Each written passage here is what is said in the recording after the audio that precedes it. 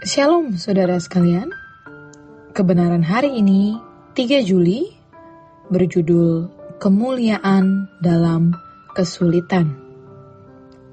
Di Perjanjian Lama kita menemukan orang-orang yang diproses sebelum diangkat Tuhan untuk menerima kepercayaan, seperti Yusuf, Daud, dan tentu banyak lagi mereka yang pasti melalui proses, termasuk Musa.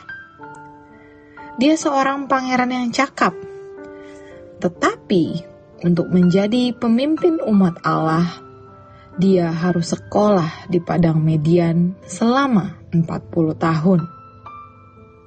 Itulah proses yang harus Musa jalani.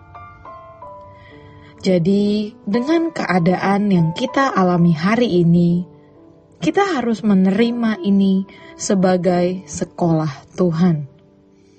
Kalau Tuhan seakan-akan tidak di pihak kita, Tuhan membiarkan keadaan berlarut-larut, makin hari sepertinya kita makin terpuruk. Itu sebenarnya proses, supaya iman kita teruji dan meningkat kualitasnya. Itu berarti kita ini orang istimewa di mata Allah, karena kita dipandang bisa melewati semua itu, dan kita dipandang memiliki kualitas emas. Emas itu dimurnikan untuk berkadar dan berkarat lebih tinggi lagi. Sekarang kita bisa mengerti mengapa firman Tuhan mengatakan bersukacitalah senantiasa. Jadi bukan hanya dalam keadaan yang kita pandang baik, menyenangkan, semua smooth dan running well, tetapi juga dalam situasi-situasi yang berat, kita bisa mengatakan, terima kasih Tuhan, karena dalam keadaan-keadaan ini, ternyata Tuhan, Engkau mengerjakan sesuatu yang luar biasa di dalam hidupku.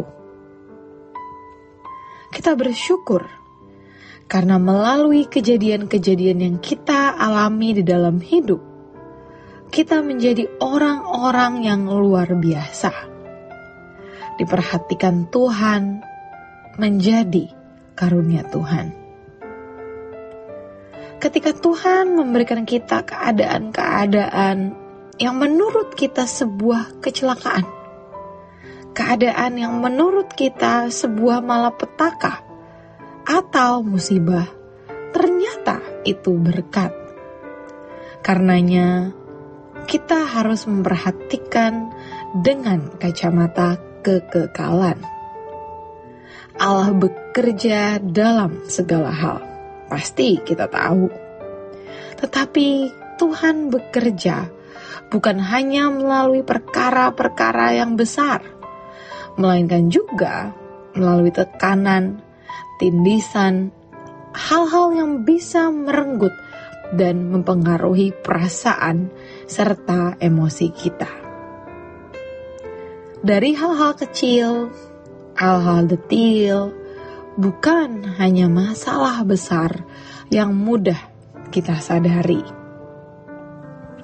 Karenanya, dalam satu Alkitab terjemahan bahasa Inggris, ditulis demikian.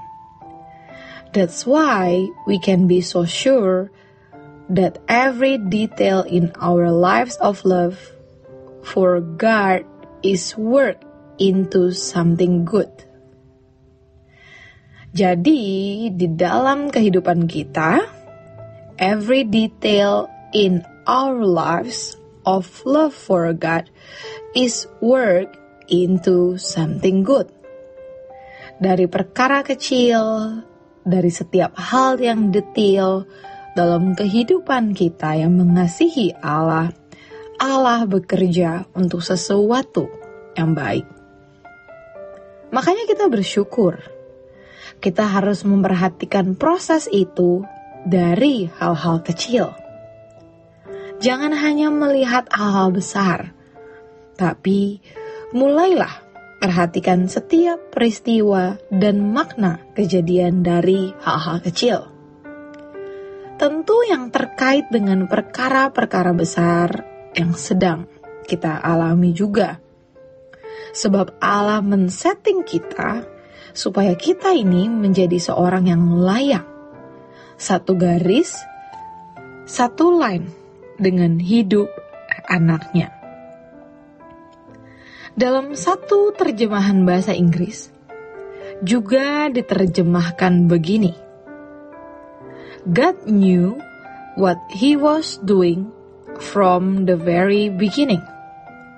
He decided from the outside to save the lives of those who love Him along the same line as the life of His Son. Jadi Tuhan mau kita ini dalam perjalanan hidup itu, kita satu jalur dengan putra tunggalnya. Kalau putra tunggalnya mendapat perlakuan seperti itu, diperlakukan tidak adil, ditekan, dan lain-lain, kita juga memiliki line yang sama. Dan ternyata melalui jalur itu, kita ini mau disempurnakan oleh Allah. Puji Tuhan. Kita bersyukur karena kita menjadi anak-anak Allah yang dibawa ke jalur di mana Allah juga mengalaminya. Kalau dikatakan Yesus menjadi yang sulung di antara banyak saudara, jangan hanya melihat kesulungan Yesus, tapi juga lihat perjalanan hidupnya yang karenanya dia menjadi yang sulung di antara banyak saudara. Perjalanan hidup Yesus yang penuh dengan pergumulan, jalan terjal, jalan yang berat dan sukar. Kalau kita mau satu line dengan Tuhan Yesus, kita juga harus sungguh-sungguh mengikuti apa yang Tuhan Yesus alami. Yesus juga menjalani itu dan bersikap seperti yang seharusnya ia lakukan. Ketika diperlakukan tidak adil, ditekan, ditindas, dia menyerahkan semua itu kepada Bapa di surga. Kita jangan menggunakan cara-cara kita sendiri dalam mengatasi persoalan-persoalan hidup. Ingat, jangan menggunakan cara kita sendiri. Karenanya, kita harus tetap melekat pada Tuhan.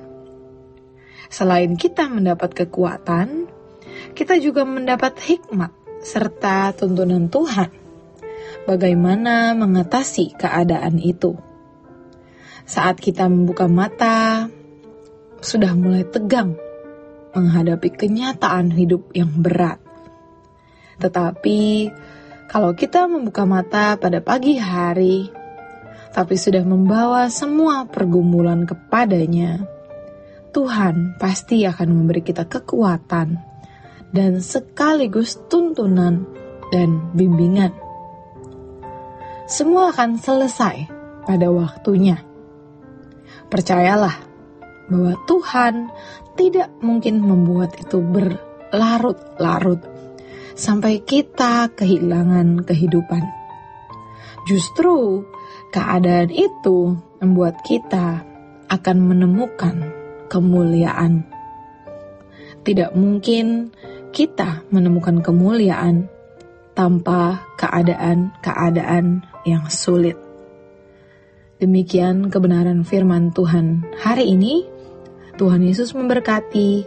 Sola Gracia.